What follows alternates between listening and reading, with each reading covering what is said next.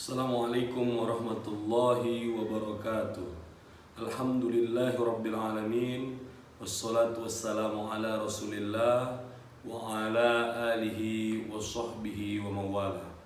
Ashhadu an la ilaha illallah wa ashhadu anna muhammadar rasulullah alladzi la nabiyya ba'dah. Saudaraku, apa kabar semuanya dimanapun Anda berada? Tentunya kita berharap semoga dalam keadaan sehat walafiat dan penuh keberkahan hidup. Marilah kita bersyukur senantiasa kehadirat Allah Tuhan yang Maha Agung atas begitu besar nikmat yang kita dapatkan. Serta tak lupa untuk bersolawat kepada Rasulullah SAW. Mudah-mudahan kita bisa bersama minum di telaga Al-Kautsar. Amin, amin ya rabbal alamin. Tentunya hari ini kita ingin membahas mengenai luar biasanya Rasulullah dalam berdagang, dan kita harus mempedomani hal itu. Michael Hart dalam bukunya The 100 menyatakan Rasulullah menjadi orang nomor satu yang berpengaruh di dunia. Beliau mengatakan bahwasanya Rasulullah itu adalah seorang pemimpin yang agung, seorang pedagang yang sukses, seorang panglima perang yang hebat, tangguh. Di sini kita bisa melihat seorang barat saja yang melihat sosok Rasulullah itu sangat istimewa. Berarti dari eksternal umat sendiri yang Rasulullah ajarkan Islam, melihat ada sosok orang agung di dalam diri Rasulullah SAW. Tentunya bagi kita yang muslim dan mempedomani Rasulullah juga menjadi bagian dari dalam hidup kita dan tingkah sehari-hari, haruslah meniru gerak-gerik, sepak terjang dan perbuatan Rasulullah SAW. Allah Subhanahu wa taala berfirman, "Laqad kana lakum fi Rasulillahi uswatun hasanatun liman kana yarjullaha wal yawmal akhir wa dzakarallaha katsira." Sesungguhnya telah ada pada diri Rasulullah itu suri toladan yang baik bagi orang yang mengharapkan rahmat dan hari kiamat, dan kepada orang-orang yang senantiasa zikrullah, mengingat Allah Subhanahu wa taala. Saudaraku, dari sini dijelaskan bahwasannya Rasulullah itu adalah suri toladan kita. Dalam dua kalimat syahadat kita gandengkan nama Allah Subhanahu wa taala dan Rasulullah sebagai penguat pengokoh keislaman kita. Tentunya itu menjadi dasar dalam pergerakan kita berislam, baik itu ibadah dan muamalah. Dalam segi bisnis, tentunya kita harus menyontoh bulat-bulat Rasulullah, menjadi motivasi bagi kita. Rasulullah itu motivator kita, Rasulullah itu aktornya umat Islam dalam mencontoh bisnis, dan dalam muamalah kita contoh ibadah apalagi. Jadi semua harus seimbang dalam kehidupan dunia ini.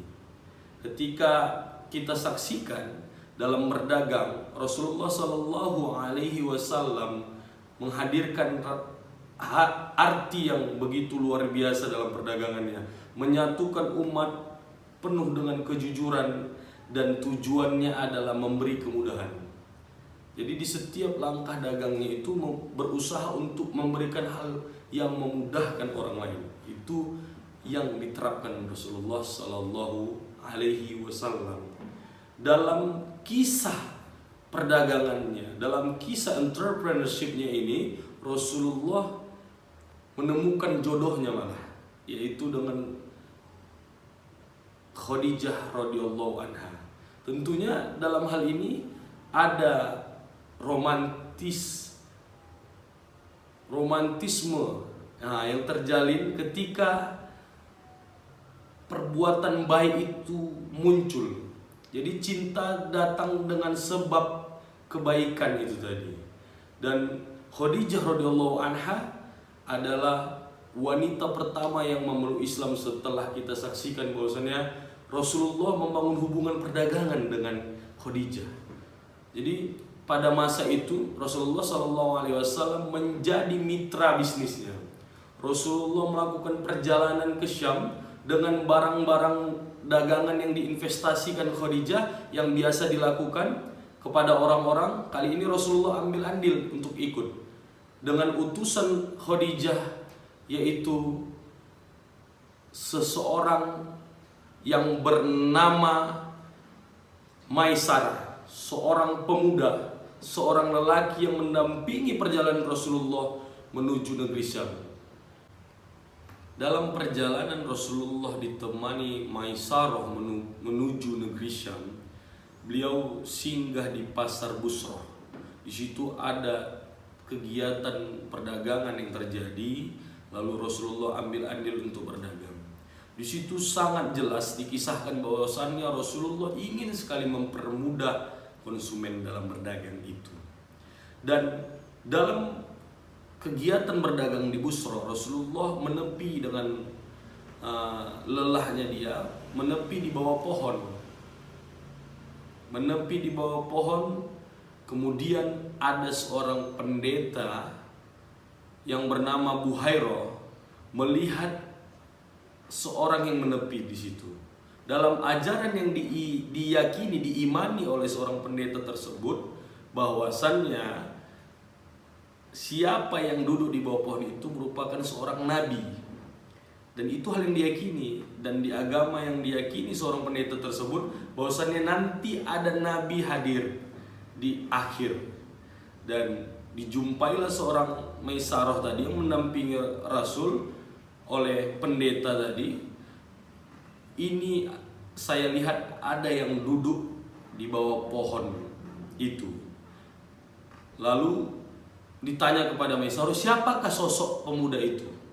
Dan dijawab oleh Maisarah, ia adalah keturunan Quraisy, seorang pedagang. Jadi jelas ya, ciri khasnya itu pedagang, keturunan Quraisy. Itulah baginda Rasulullah SAW. Lalu seorang pendeta mengatakan bahwa yang duduk di bawah pohon itu adalah seorang nabi. Jadi nggak ada yang pernah duduk di situ kecuali nabi-nabi. Itu menurut keyakinan pendeta itu. Jadi kita bisa melihat bahwasannya Rasulullah SAW adalah orang spesial. Dan perlu kita akui bahwasannya tiada yang sempurna perbuatannya kecuali Rasulullah di dunia ini. Jadi kita berupaya terus, saudaraku sekalian, untuk meniru perbuatan, pesan Rasulullah dan ajaran dari Rasulullah SAW. Hadirin yang berbahagia, selanjutnya Rasulullah melanjutkan perjalanannya menuju negeri Syam seperti tujuan awal, dan melakukan terus perdagangan, melakukan perniagaan, terus menjual barangnya, dan dengan prinsip yang Rasulullah lakukan, yaitu memudahkan dan terus memudahkan. Jadi kita mengambil makna daripada kegiatan bisnis Rasulullah itu untuk memudahkan orang lain mendapatkan apa yang orang butuhkan, bukan untuk mempersulit. Jadi sebagai manusia, marilah memudahkan urusan, marilah menggampangkan hal yang tidak perlu dibuat susah, termasuk dalam berniaga atau berbisnis. Kembalinya Rasulullah dari negeri Syam menuju Mekah tentunya kembali kepada investor atau mitra bisnisnya, yaitu Khadijah radhiyallahu anha, dengan temannya berjalan, yaitu Maisarah, teman Rasulullah tadi. Sampai di sana Rasulullah melaporkan dan berhasil berdagang dengan meraup keuntungan yang besar. Meraup keuntungan ya yang berlipat ganda. Jadi situ saudaraku sekalian yang saya cintai karena Allah, berhasilnya Rasulullah berdasarkan sifat-sifat Al-Amin, yaitu orang yang dapat dipercaya. Rasulullah bergelar Al-Amin itu tadi. Jadi sampai di Khadijah radhiyallahu anha, Khadijah senang sekali melihat pebisnis yang semacam ini, seorang Rasulullah ini, dengan tidak melakukan kecurangan sama sekali.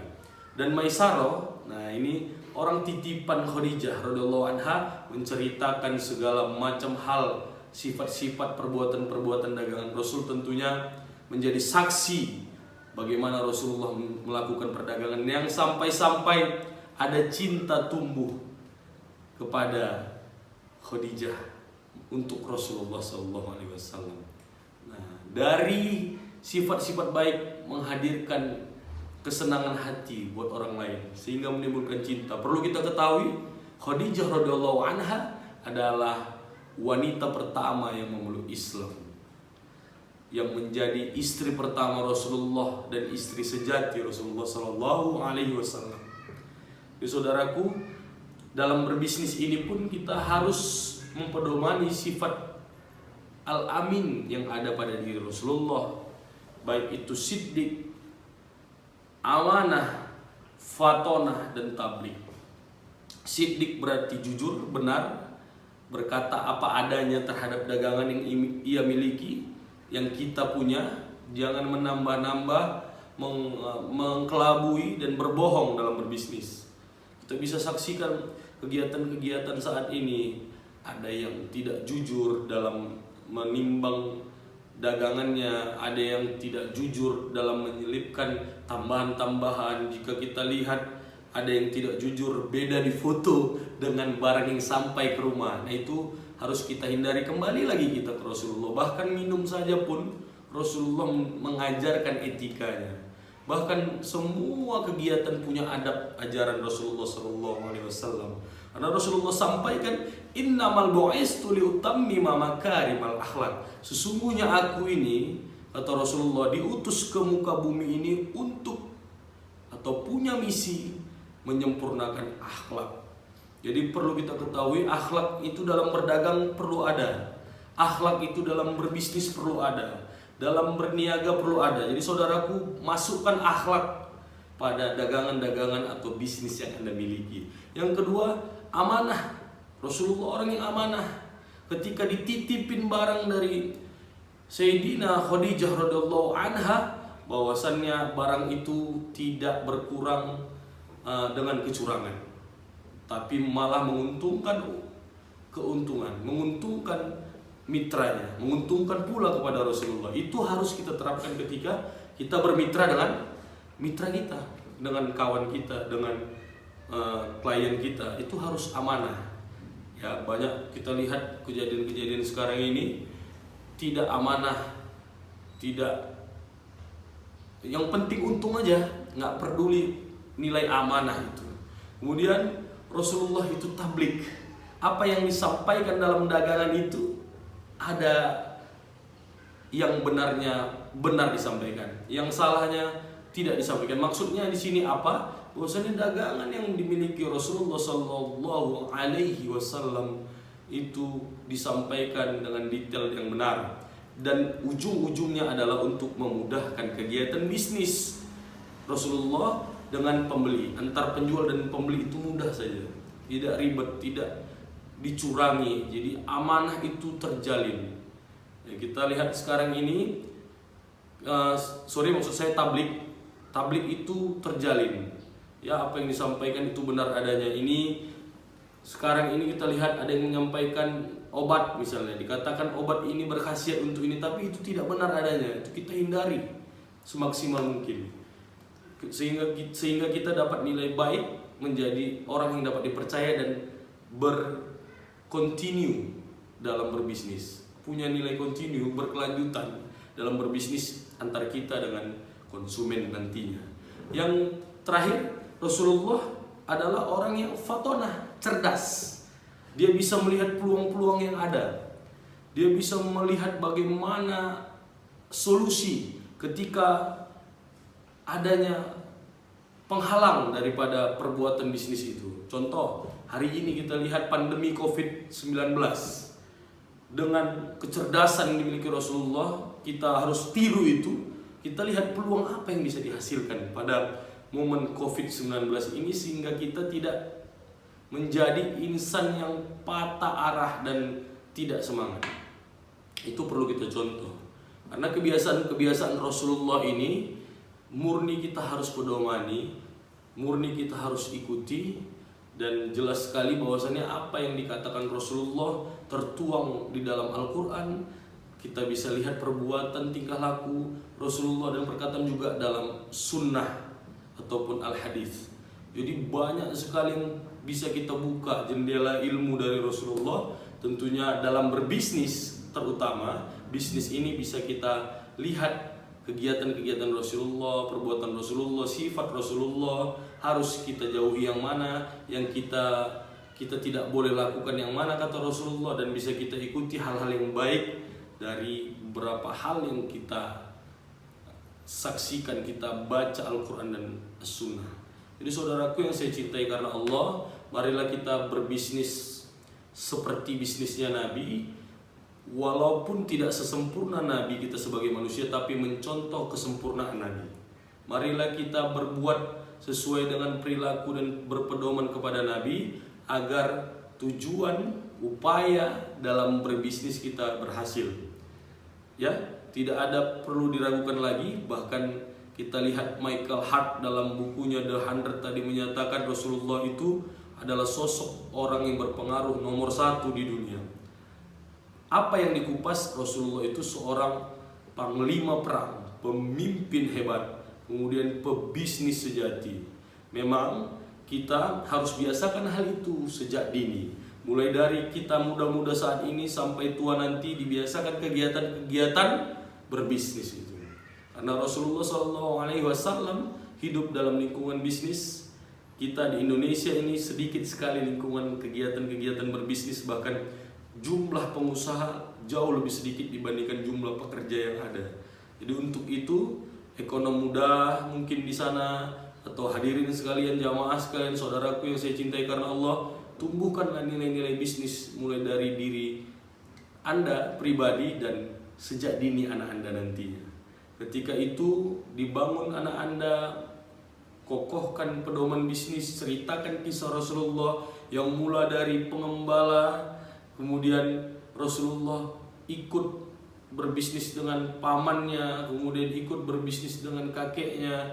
Itu kisah-kisah dan dicontohkan praktek-prakteknya. Insya Allah negara ini akan berubah total menjadi negara-negara yang tumbuh besar pedagangnya, tumbuh besar pebisnisnya, punya nilai entrepreneurship dalam rakyatnya. Jadi saudara, itu saja hari ini. Mudah-mudahan kita bisa mempedomani, mencontoh Rasulullah dalam berbuat, dalam berbisnis, sehingga daripada itu kita menjadi pebisnis selanjutnya. Terima kasih. Billahi taufiq wal hidayah. Wassalamualaikum warahmatullahi wabarakatuh.